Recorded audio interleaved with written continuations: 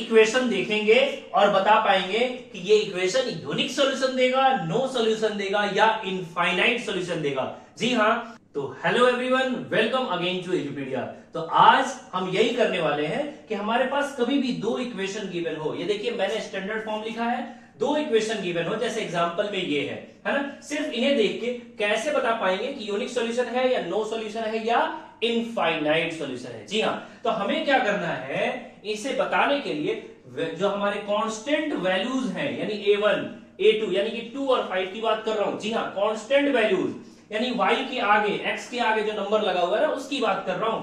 B1 और B2 यानी कि 5 और 3, ठीक है ना, C1 और C2 यानी -17 और -14 की बात कर रहा हूं। ऐसे कोई भी इक्वेशन गिवन हो तो जो कांस्टेंट वैल्यू है उसे कंपेयर करना है। कैसे, आइए देखते हैं। अगर मैं A1 by A2 करता हूं, A1 by A2, जी हाँ A1 by A2 करता हूं यानी कि 2 by 5, समझ आ रही बात ना, इसका वाला x और इसका वाला x को आपको रेशियो कर देना A1 by A2, है ना। B1 by B2 भी करना है, B1 by B2 भी करना है, ठीक है ना, ये दोनों कर दिया। अगर ये दोनों आपस में इक्वल नहीं हुआ, जी हाँ नहीं हुआ, तो ये पक्का है कि ये यूनिक सॉल्यूशन होगा। क्या सॉल्यूशन होगा भाई? यूनिक सॉल्यूशन देगा।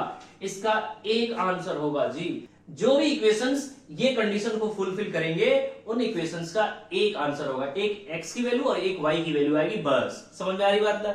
लेकिन अगर ये A1 by A2 B1 by B2 से कंपेयर करने के बाद अगर ये इक्वल न हो गया, जी हां, ये अगर ये इक्वल हो गया, ठीक है ना, ऐसे कंडीशन में आप अभी नहीं कह सकते कि ये कौन सा सॉल्यूशन होगा। जी हां, अभी आप नहीं कह सकते कि ये कौन सा सॉल्यूशन होगा।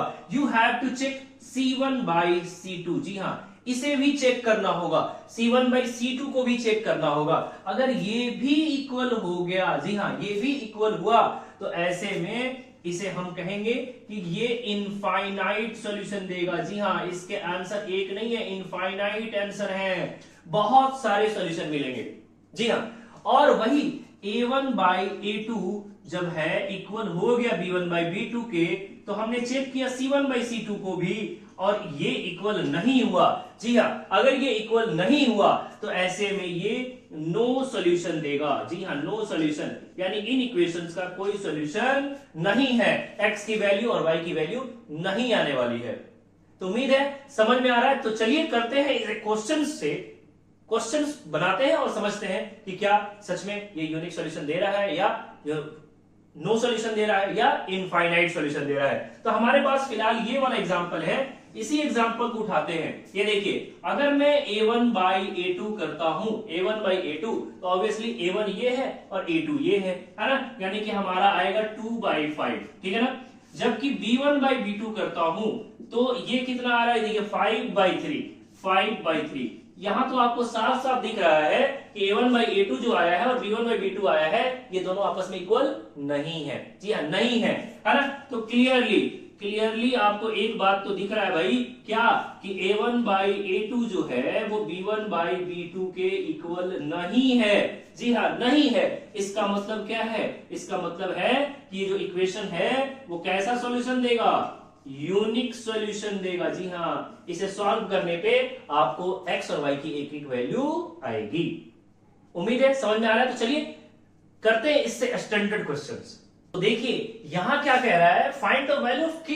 जी हाँ, k की वैल्यू बताइए, k की वैल्यू, यहाँ k है ना, यहाँ k है ना, k की वैल्यू बताइए ताकि ये दोनों इक्वेशन जो है, ये पेयर ऑफ लीनियर इक्वेशन जो है वो इनफाइनाइटली मेनी सॉल्यूशन दे। यानी कि ये कह रहा है कि इस इक्वेशन के पास इनफाइनाइटली मेनी सॉल्यूशन होना चाहिए। जी हाँ, इनफाइनाइटली मेनी सॉल्यूशन होना चाहिए। इसके लिए k की वैल्यू क्या होना चाहिए, ये आपसे पूछा जा रहा है। तो देखिए, for infinitely many solution, for infinitely many solution, अभी अभी हमने पढ़ा, क्या पढ़ा भाई?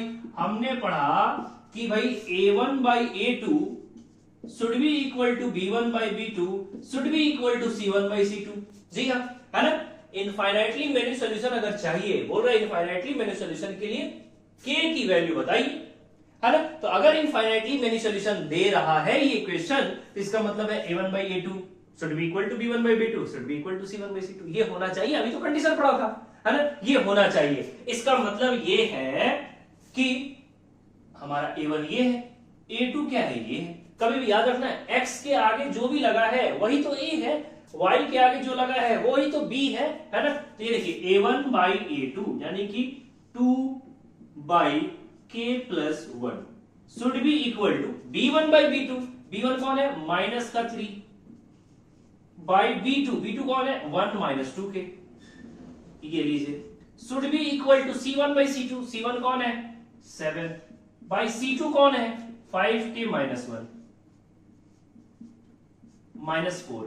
ये लीजिए, ये हमने कर दिया। अब इसे सॉल्व करना है, सॉल्व करके k की वैल्यू निकाल लेना है, बस इतना तो काम है, बस इतना ही तो काम है। आइए तो सॉल्व करते हैं। हमारे पास है यहां वी हैव क्या, हमारे पास क्या है भाई, 2 by k plus 1, 2 by k plus 1 is equal to -3 by 1 minus 2k।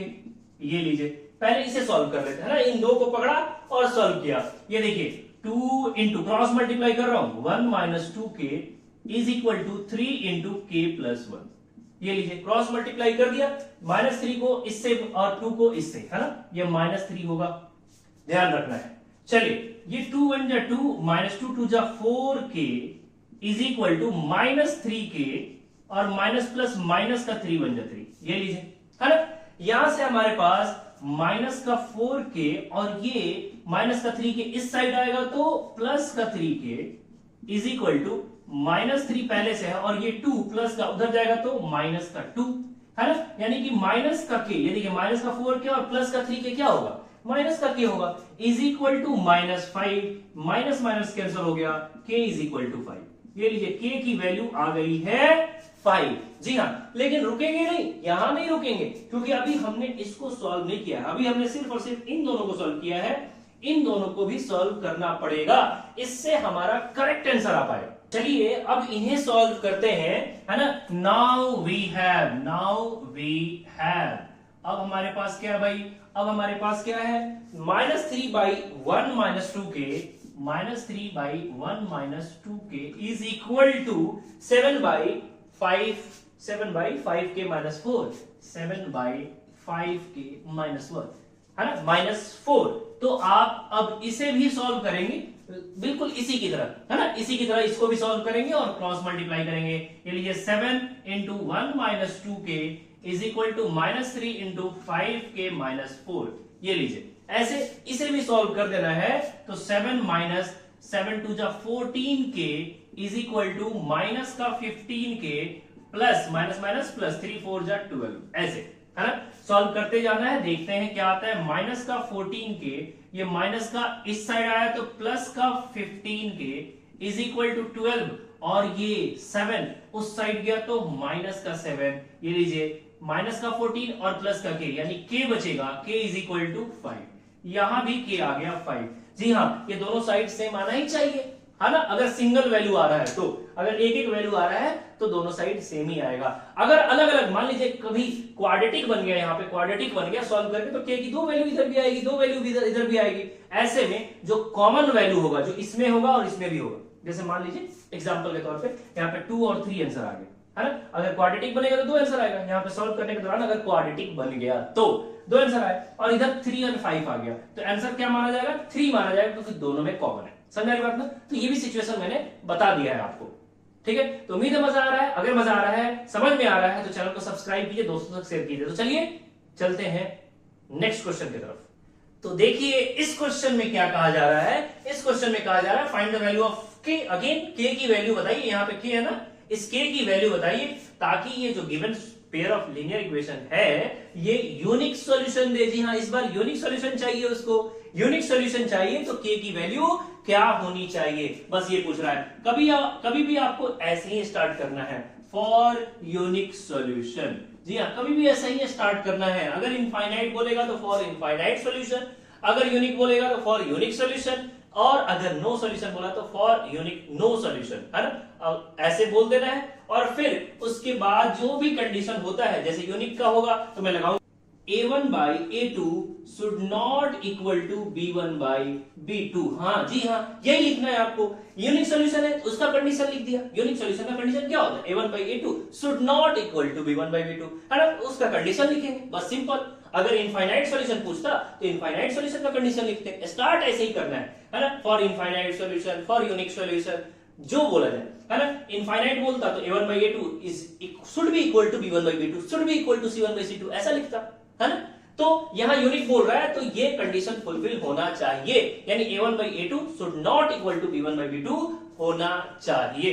समझ मेरी बात ना? अगर ऐसा है इसका मतलब a1 by a2 यानी 5 by 2। जी हाँ, ये a1 है, ये a2 है, ये b1 है, ये b2 है, ये c1 है, ये c2 है ना? यानी 5 by 2 should not equal to क्या? किसके? -7 by k, -7 by k। हमेशा माइनस यानी साइन के साथ उतारना है। जी हाँ, साइन के साथ, है ना? प्लस है तो प्लस के साथ, माइनस है तो माइनस। ये प्लस है तो प्लस के साथ उतरा, नहीं लिखना जरूरी नहीं है, लेकिन माइनस है तो लिखना जरूरी है ना? तो ऐसा लिख देंगे। आइए, यानी कि यूनिक सॉल्यूशन के लिए ये कंडीशन फुलफिल होना चाहिए। इसका मतलब है 5 के क्रॉस मल्टीप्लाई करेंगे, 5 k should not equal to -7 into 2। ये लीजिए, 5 के जो है वो इसके बराबर नहीं होना चाहिए। यूनिक सॉल्यूशन के लिए ये फुलफिल होना चाहिए, है ना? तो इसका मतलब ये है कि हम इसे सॉल्व करेंगे और के की वैल्यू निकालेंगे, है ना? यानी कि 5 k should not equal to -7 टू जा -14, है ना? यानी k should not equal to -14 by 5। जी हाँ, के जो है वो -14 by 5 के इक्वल नहीं होना चाहिए। तो यहां क्वेश्चन में जो बोला गया था कि के की वो वैल्यू बताइए जिससे यूनिक सॉल्यूशन हो जाए, ये यूनिक सॉल्यूशन हो जाए। हम बता रहे हैं कि के की वैल्यू ये नहीं होना चाहिए, यानी हम लिखेंगे फॉर यूनिक सॉल्यूशन के may be any real number. जी हाँ, कोई भी नंबर हो सकता है, कोई भी नंबर हो सकता है ना? के की वैल्यू कुछ भी हो सकती है, इसलिए यूनिक सॉल्यूशन के लिए एक्सेप्ट -14 by 5। जी हाँ, बस -14 by 5 नहीं होना चाहिए, यही आंसर है। K should not equal to -14 by 5, यानी के की वैल्यू -14 by 5 नहीं होनी चाहिए। बाकी किसी भी वैल्यू के लिए ये यूनिक सॉल्यूशन देगा। बात समझ आ रही है ना? तो उम्मीद है कि आपको समझ आया, मजा आया। ठीक है, तो चलिए, अगर मजा आ रहा है तो चैनल को सब्सक्राइब कर दीजिए और चलते हैं नेक्स्ट और भी अच्छे क्वेश्चन की तरफ। ये देखिए, again find the value of K, ताकि ये अगेन इनफाइनाइट का क्वेश्चन आ गया है। ये दोनों equation should have infinite number of solution. जी हाँ, इनफाइनाइट नंबर ऑफ सॉल्यूशन चाहिए। Again starting from that line, for infinite solution. जी हाँ, for infinite solution. Infinite solution के लिए क्या होना चाहिए? a1 by a2 should be equal to b1 by b2 is should be equal to c1 by c2। ये होना चाहिए, यही तो कंडीशन है। बस यही से स्टार्ट ही करना है आपको हर बार। k की वैल्यू जब भी पूछा जाए वो यही से स्टार्ट करना है ना? इनफाइनाइट के लिए ये वाला कंडीशन, नो के लिए नॉट इक्वल टू यहां रहेगा, यूनिक के लिए नॉट इक्वल टू यहां रहेगा, इसकी जरूरत नहीं है ना? जो कंडीशन आपको बताया है बस उसी को लगाना है। ठीक है, चलिए, इसका मतलब है a1 by a2 यानी 5 by 2 into k plus 1, right? k के आगे जो है वही तो होता है a, तो यानी कि 5 by 2 into k plus 1, 2 into k plus 1, ये should be equal to 2 by k। यहां सिर्फ k है ना? y के आगे सिर्फ k है, यहां y के आगे सिर्फ 2 है, तो 2 by k should be equal to, यहां देखिए 2k divide by 3k plus 4। ये लीजिए, ये कंडीशंस हमने डाल दिया, है ना? अब आपके पास क्या करना है? इन दो को उठाना है और सॉल्व करना है, फिर इन दो को उठाना है और सॉल्व करना है। यही तो काम है, यही तो करना है ना? तो चलिए, वी हैव, हमारे पास क्या है भाई? हमारे पास फिलहाल है 5 by 2 into k plus 1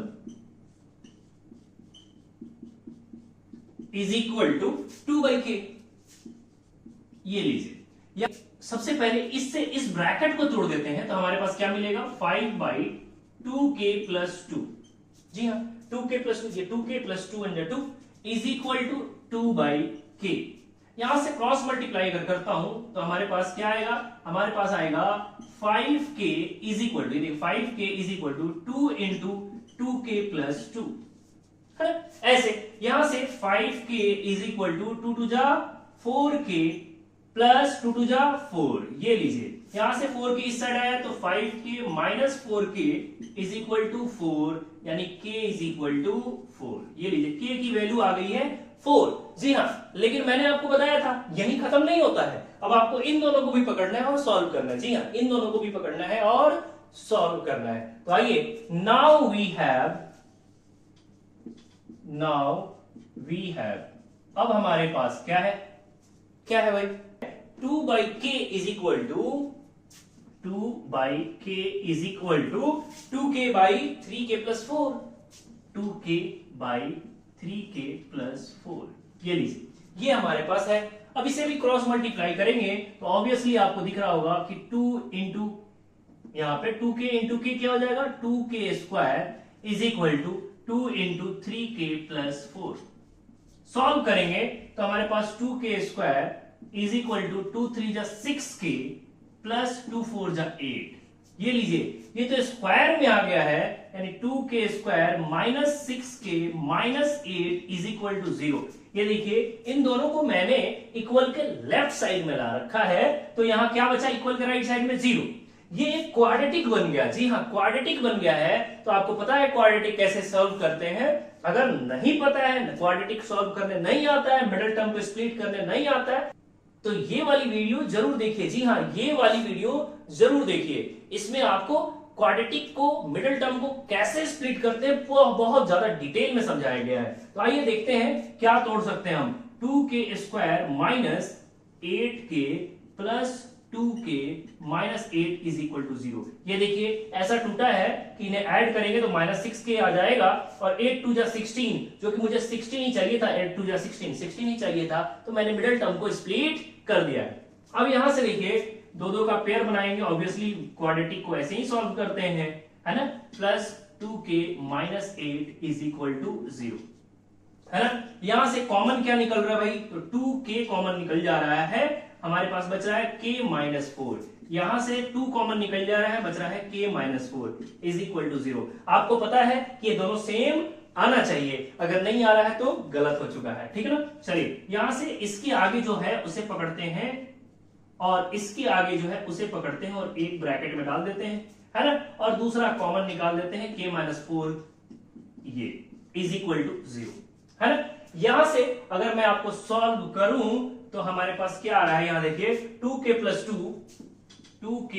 2 is equal to 0, है ना, यानी कि 2k is equal to minus 2, k is equal to minus 2 by 2, यानी k is equal to minus 1। एक तो ये वैल्यू आ गया और ये आया k minus 4 is equal to 0, यानी k इज इक्वल टू 4, एक वैल्यू ये आया, है ना। इसमें से कौन सा रखेंगे कौन सा हटाएंगे, जी हाँ पहले ही बताया था कॉमन आना चाहिए। देखिए मैंने जब इसे सॉल्व किया था तो k की वैल्यू 4 आया था, इसे सॉल्व किया तो k की वैल्यू माइनस 1 और 4 दोनों आया है, तो मैं पकड़ूंगा किसे, सही कौन है, जो दोनों में है, यानी k इज इक्वल टू 4, है ना। तो मैं क्या लिखूंगा, मैं लिखूंगा कि for infinite solution k should be equal to 4। जी हाँ, अगर मैं k की वैल्यू 4 रखता हूं तो ये दोनों इक्वेशन जो है वो कैसा सॉल्यूशन देगा, ये दोनों इक्वेशन इनफाइनाइट सॉल्यूशन देगा। तो आंसर याद रहे, आंसर जो है दो इक्वेशन जो हमने सॉल्व किया है उसमें जो कॉमन पार्ट है ये -1 कॉमन पार्ट नहीं है, तो आंसर जो कॉमन पार्ट है